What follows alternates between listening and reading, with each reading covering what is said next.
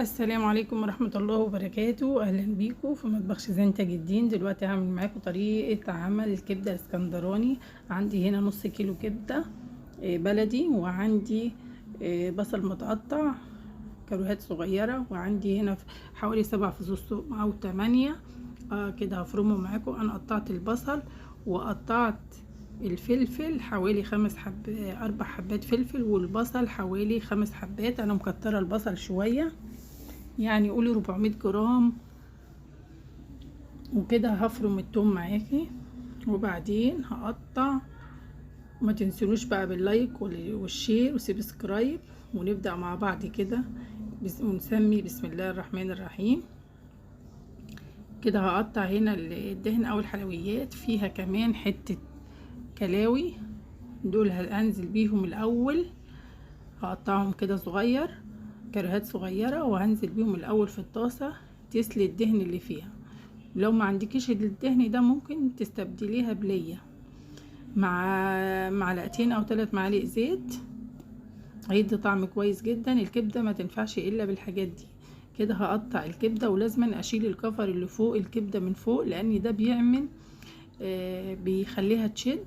الاول شطفتها بليمون، سبتها في مصفى تتصفى كده حوالي 10 دقايق او ربع ساعة. عصرت عليها ليمون، وبعدين سبتها تتصفى كده حوالي 10 دقايق. وكده هقطعها جوليان ورفيع. لو انت مالكيش في تقطيع الكبده ممكن تخلي الجزار يقطعها لك. قولوا له عايزه اقطعها عصافيري، او حسب ما انت هتعمليها بانيه. لو هتعمليها بانيه بتقطعها كده، شيل الجفر اللي انا بقول لك عليه الرفيع خالص الشفاف.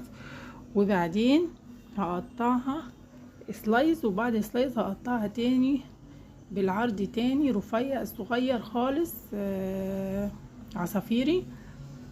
لو ما انت مالكيش في تقطيع الكبده ممكن تقولي للجزار يقطعها لك عصافيري. ده انا هعملها اسكندراني، فهقطعها كده ايه عصافير رفيع كده. وهتبل الكبده، خلصتها اديتها ملح وكمون كزبره ناشفه، اهم حاجه عصره ليمون، معلقه خل. معلقه الخل بتنزلي بيها في الطاسه بعد ما بتستوي، يعني تقرب تستوي بتنزلي عليها. اديتها اهم حاجه الكزبره والليمون والثوم والكمون، ورشه فلفل اسود، ورشه جنزبيل، وفي توم باودر، بصل باودر، وفي تتبيله بتجيبيها كمان من عند العطار.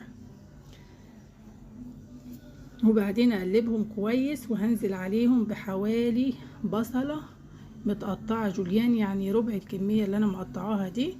وهسيبهم حوالي ساعة في التلاجة ياخدوا من التتبيلة. وهديها حوالي 3 معالق زيت. كده جهزت اسيبهم في التلاجة. وبعدين اجهز بقى ايه، هنزل بالدهن الاول او اللي هي اللي موجودة عندك. هنا انا نزلت باللية وحتة كلاوة صغيرة كده، لانها بتشد لازم تستوي الاول، تاخد نص سوا الاول مع اللية. وبعدين هنزل معاها، نزلت بزيت وبعدين اللية، وبعدين هتنزلي عليها بنص كمية البصل اللي عندك. وهديها كده، انا عندي هنا ليا مسيحاها فهديها معلقة، وتديها تنزلي اول ما تسلي الدهن اللي فيها تنزلي بنص. هنزل بكمية نص كمية البصل ياخد اللون الذهبي، ده بيديها طعم وريحة جميلة جدا. والطريقة دي انا بعملها على طول كويسة جدا، وجربوها ويا رب ينول اعجابكم. ما تنسوش اللايك والشير وسبسكرايب في مطبخ شيزان تاج الدين. يا رب، ودعوة كويسة منكم، تعليق كويس. ما تنسوش تصلوا على الرسول عليه افضل الصلاة والسلام. بسم الله الرحمن الرحيم. كده ايه، خدت اللون الذهبي. هنزل بالكبدة اللي انا تبلتها، وهديها رشة كمون وملح وجنزبيل وهي على النار، ومعلقه خل. والكبده البلدي ما بتحتاجش خل، لان هي لونها كده كده بيكون فاتح، انما الكبده التانية مفرزه بتبقى بتحتاج. هنا هقلبها كويس، وما تقعديش تقلبي فيها كتير. هي اول ما تاخد لون كده الفضي معاكي تروحي جايه مديها تقليبه واحده. وبعدين هي متكملش معاكي 10 دقايق بالكتير. وهنزل بباقي البصل كده، لان البصل بنزل فيه سوائل كتير، فبيديها طعم ونكهه، وبديها طعم ونكهه، وكمان بيسوي معايا الكبده.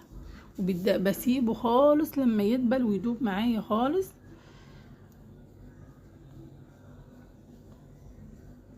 يا رب النول يعجبكم في كل حاجة اعملها واقدمها، ويحسن ما بين ايدينا يا رب العالمين. كده هديها تقليبة، هي ما تكملش سوا معاكي حوالي 10 دقايق او ربع ساعة بالكتير خالص، لان كل ما بتقعد على النار الكبدة البلدي بتشد معاكي.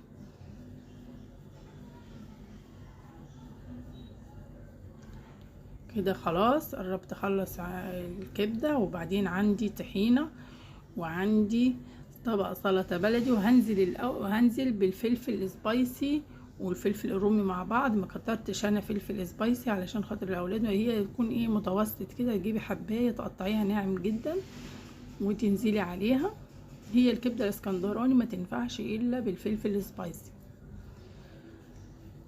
وسلطه الطحينه يا جماعه بتاخد، انا عملتها بتاخد كمون، ملح، ليمون، عايزه بتضيفي لها توم بتضيفي لها، مش عايزه خلاص.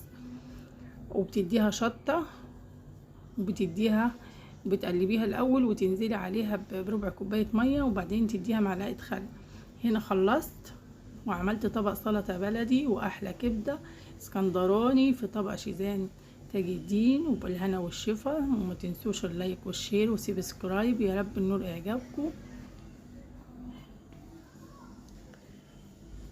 وتعليقكم بدعوه كويسه.